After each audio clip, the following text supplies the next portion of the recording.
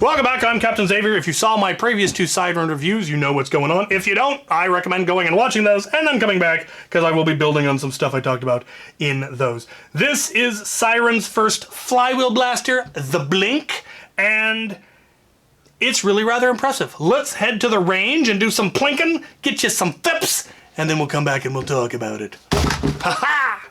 Right, we're on the range with the last one, the Blink. Their little flywheeler, very svelte, very compact. If you're into that, it's very cool. If you're not, it's kind of awkward. Different darts. These are just traditional foam, hollow foam darts. I don't know if they only intended to have the solid foam ones be for the springers, if they're changing out darts entirely, and I got halfway between. I got some of the old ones, some of the new ones. I have no idea. We did see that the previous darts, no kind of accuracy, though that may be more the blasters than the darts. Let's see what these can do out of this thing. It has variable FPS and variable rate of fire. I'm going to go ahead and crank it all the way up because I want to see what it can do. I've got the rate of fire. Let's turn the rate of fire down to about half. See what happens. So let's see how it revs. Not too bad.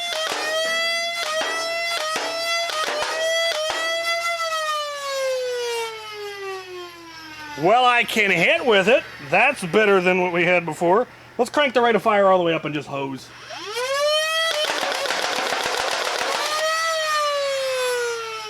It's got a little bit of drop, but I hit the pan, so you can't complain too much. That's fascinating. That's a nice high rate of fire, but you can also go all the way down. What happens if we go all the way down?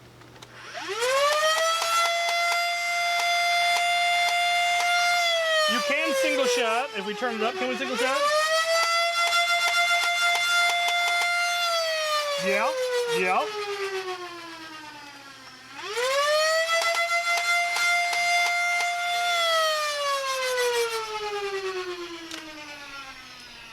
It's very loud. No surprises there. Fascinating. All right, well, let's go get some fips. I'll try the fips at varying, probably, you know, the lowest level and then the highest level and see what the difference is. And then we'll talk about it. We'll talk. It broke.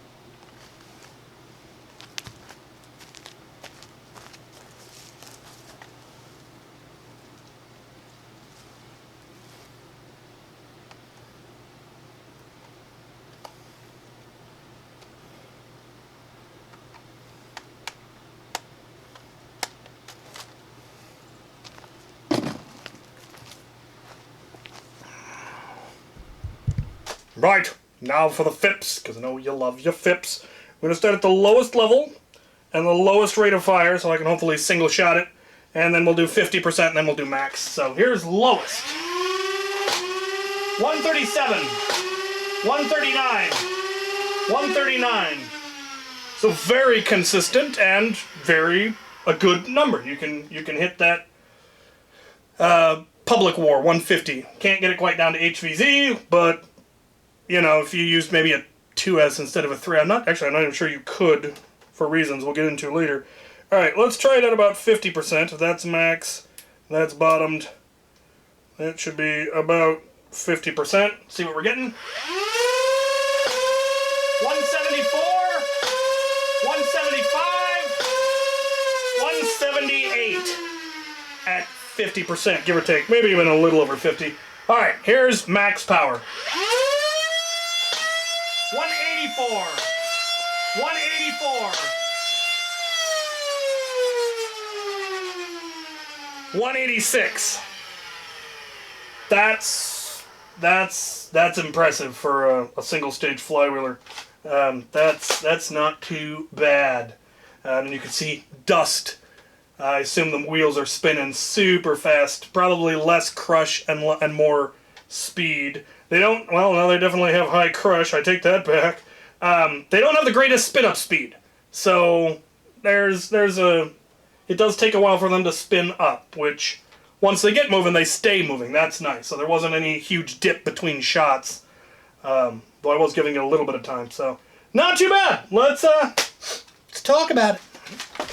Right. So those numbers for Flywheeler are fairly impressive. Now we've got all kinds of stuff that hit harder than that, but most of them are dual stage or brushless or Lord knows what else. This is a 3S single stage Flywheeler that's hitting 180. That's pretty neat. And is fully adjustable, which is something we don't see in not a lot of blasters. I can think have both adjustable power and rate of fire just built in like that. It's not unheard of, but I can't think of too many that have it. The other thing that this has is it does come with just a full-on proper, looks like lipo, as opposed to some of the kind of fake nickel metal or LIFE or what have you. This is just straight up a lipo. And the way it gets plugged in is, again, unlike anything I think I've ever seen in any blaster.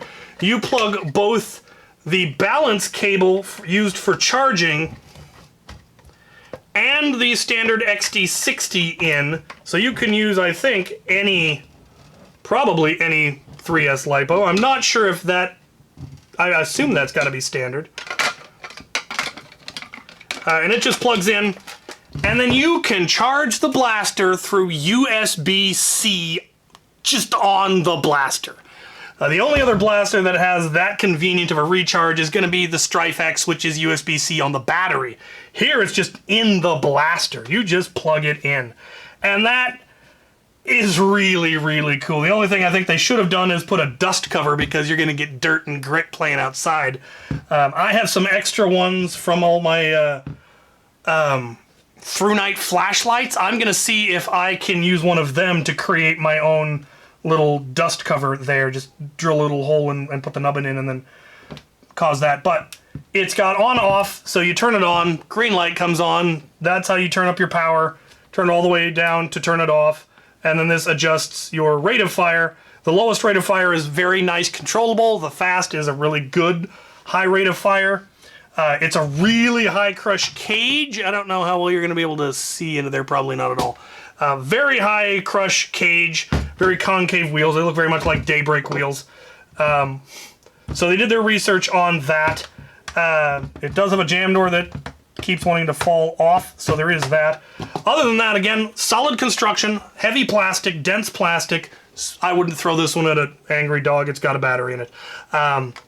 But what's weird on this one is the knurl and the mauler, the grips are too big, and then this one is almost comically small. It's very compact. And you've got a very angled stock here, so you end up getting this kind of poking you if you tuck it in close. That's an easy thing to replace because this just comes off and we can 3D print our own thing that just, you know, our own battery door that has a better stock on it. The grip is a little small for me, but not bad. I can get my whole hand on there. My pinky isn't just hanging off. But it's very compact and very svelte, and yet has all of that power, the 200 FPS. All the way down at the lowest level, we were getting 150. I could use this, potentially use this, or I could definitely use this. I think we were getting 130s at the lowest. I could use this at Borst. And I would have no problem with other people using this at Borst as long as they promise to keep the power at its lowest setting. Yes, madam, I will feed you in a minute. 20 round magazine, that is pretty nifty. I hope they sell these separately because that's a nice long straight magazine. Again, very Busby-esque in its design, but it doesn't have the cheap quality feel of Busby, though again, the size and the grip and all of that is kind of reminiscent. But very, very impressed with this one. Again, for their first try out of the box to get that kind of performance and have that variability, really, really well done and impressive. Again, fully compatible with all magazines, so if you want to go Tachi or if you have lots of standard, that works fine. The biggest difference between this one and the other one, performance-wise, was accuracy. This one I was able to hit the target and hit the target reliably. And some of that may have been the fact that it was a flywheeler, some of it may have been the fact that it did come with different ammo. Instead of the Ultra 2 styled foam, this is just a standard foam dart a half dart, 50 caliber, hollow in the back. And yeah, it fired lovely, quite nicely, really. I was impressed at how well it had, and the rate of fire, it was able to keep up the current on the motors. The spin up is a little slow, but once it gets going, it does have the momentum to continue going, and that may just be that they went with really heavy wheels, so that once, the spin up's going to be slow, but then once you're up there, you can maintain that high rate of fire because you have the momentum in the wheels. That's my guess. Again, very sci-fi look, nothing real steel about it. I appreciate that. It is very spacey. I like the design. Just, I would like a better stock, but again, that's an easy fix for a 3D printed replacement cover or something that you just add on. Not a huge problem there. And again, for their first foray into flywheelers, it's incredibly impressive. So, yeah, the Blink is the one I would recommend the most out of the three. If you're looking for springers, there are different springers I would recommend, but I wouldn't deter someone who wanted to get one, as long as they were aware that there's gonna be some modding required. So let's get the other ones out here and kind of get a final overview. They definitely have a standard look going, and I kind of appreciate that it's kind of Lego Blacktron 2, black, green, and white. I like the color scheme, especially how it came out on this one with the white here. That is classy. If they couldn't be bright orange, I'd be happy with bright green. That's my second favorite color option for blasters. Love the design. Look like toys.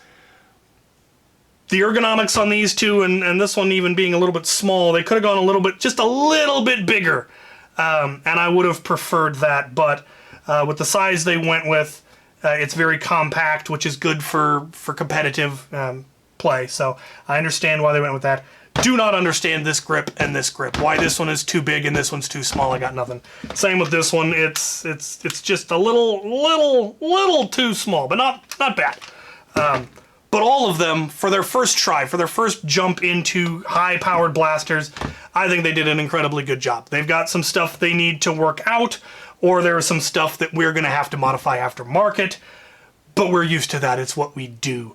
But we don't need to do much in the way of power on these. They have the power. It's little things, scar barrels, different ammo, maybe working on the grips. But all in all, Siren, well done. Welcome to the hobby. I hope you stay, and I hope you listen to us and make improvements and continue to put out stuff of this quality, especially at this price point, because these were very reasonable for what you get, for the quality of the blaster and the power of the blaster.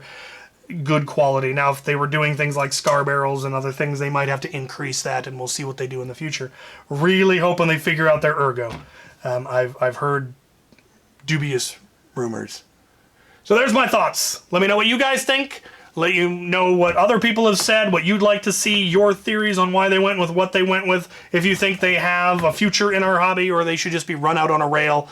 If you think that this was just a horrible failure, or if you think that this is absolutely brilliant and you're really liking that we're getting more competition. I think more competition is a good thing. And the variety. There was some innovation. There was some genuine innovation here, and I appreciate that. So there's my thoughts. Thank you for watching.